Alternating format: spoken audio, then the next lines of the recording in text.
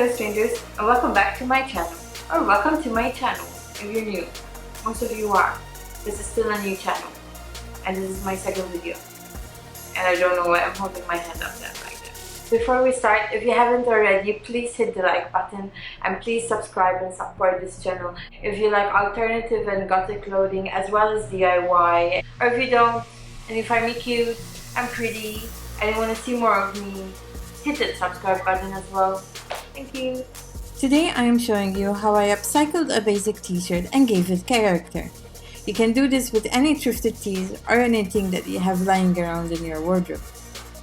The items you will need for this project are interfacing and a ruler, thread and needle, or a sewing machine, or fabric glue if you don't know how to sew, pins to hold the fabric, any type of fabric marker. I am using this old bar of soap.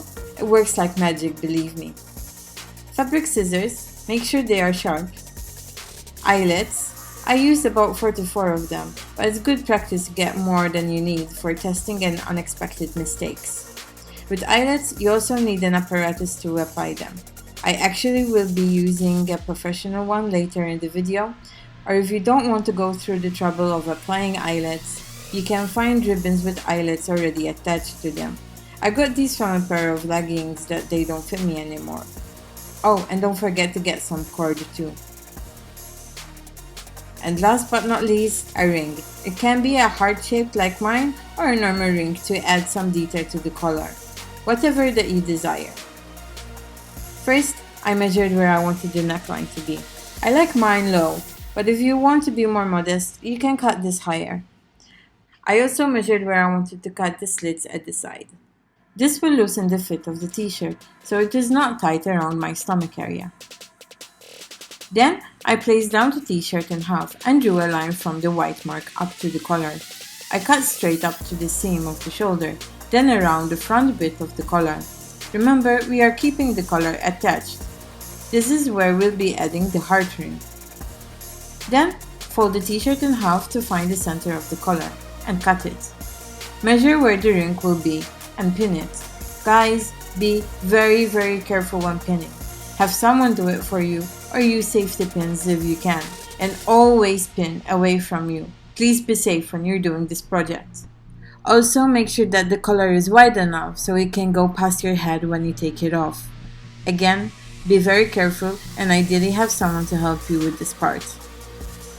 Then I placed the t-shirt down again and cut the side seams to where I had the mark. I repeated the same on the other side. I tried it on and made a few more adjustments. Keep in mind to cut bit by bit since you can't undo cutting. Remember, think twice, cut once. For the neckline, there are different ways on how you can finish off the edge. You can use a bias binding, hem it, or leave it with a raw edge. In my case, I am using a facing by cutting 2 strips of fabric from my scrap pile and pin them to the neckline. I use strips of tissue paper so the fabric wouldn't stretch when I'm sewing. I also marked where I wanted the ring to be on the collar and cut off the excess. Because I am a bit of a perfectionist when it comes to sewing, I went ahead and ripped the extra seam I had from when I cut the t-shirt. Then I made a hem and sewed it so I would have a cleaner look. But you guys can go ahead and skip this if you guys don't mind the rough look. Now it is time to sew the neckline. Make sure the tension is tight enough and use a small stitch. This will help rip the tissue paper when you are done. No matter how many times you sew, sometimes mistakes happen and you get naughty fabric got caught up in the seam. But it's okay, you just rip the seam and resew it. Easy peasy. Once it's done, you can go ahead and rip off the tissue paper. And voila!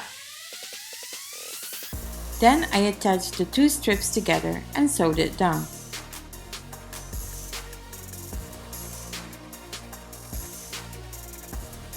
Once it's done, I flipped it over and ironed it in place. I will be top stitching it later. Next, we need to do the collar. I folded the strips around the ring to where I had my markings. I pinned it in place and I stitched it as close to the ring as possible, and then I cut off the excess. I went ahead and pinned the neckline, so then I can top stitch it to keep the facing in place, and we are done with the top bits.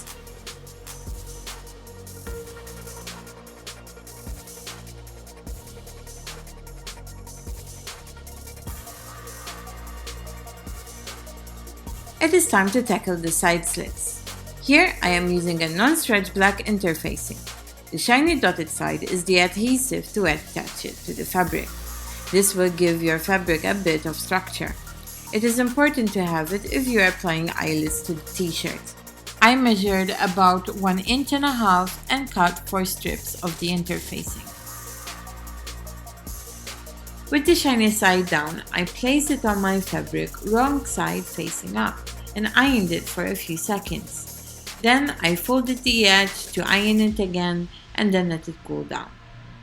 As you can see, the interfacing gave the t-shirt fabric structure and thus will be easier to work with, as well as giving a sturdy base for the eyelets when you apply them.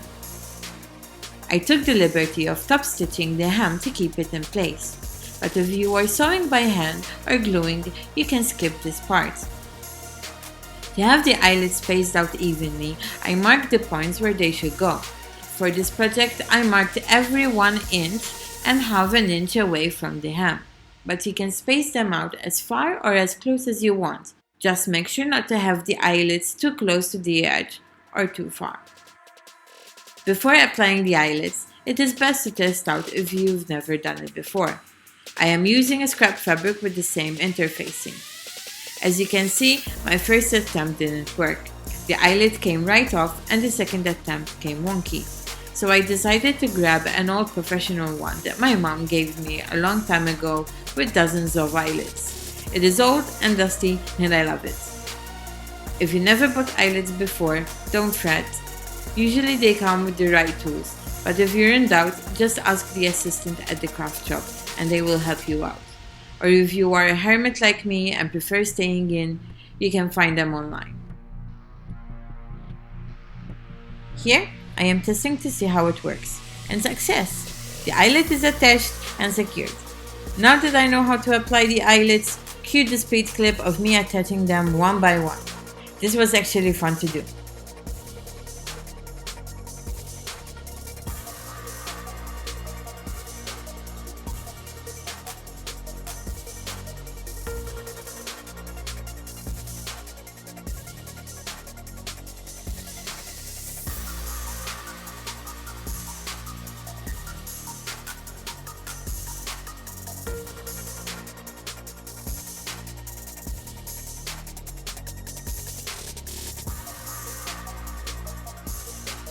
Phew!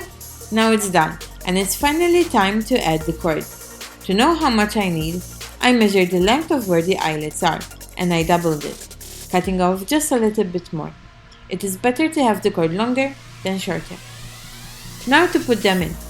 I pulled the cord through the top of the 2 eyelets, making sure that both of them are at the same length. Then, I grabbed the left cord and passed it through the right side eyelet from the top.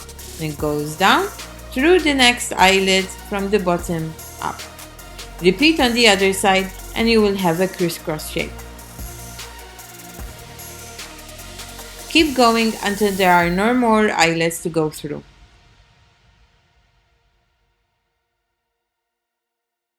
This is a lacing technique that they use for corsets, and it makes it easy to both open and close the lacing. And for the last bit, I cut off the hem of the sleeves to make them shorter.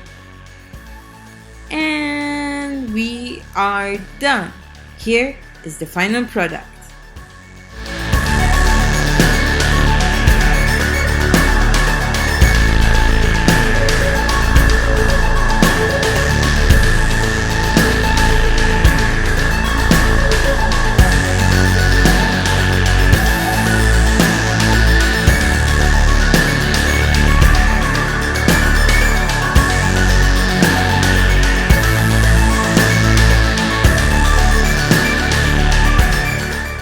Please comment down below and let me know what you think.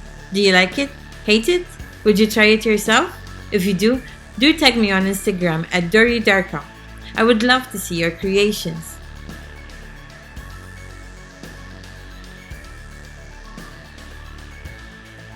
Thank you guys for watching. Please hit the thumbs up button if you haven't already and subscribe to this channel. I'll see you guys in the next video. Bye!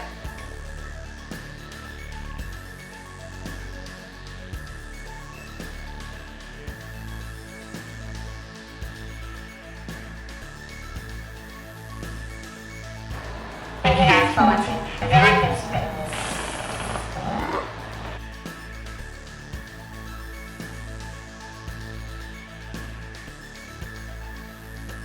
thank you for watching. If you like this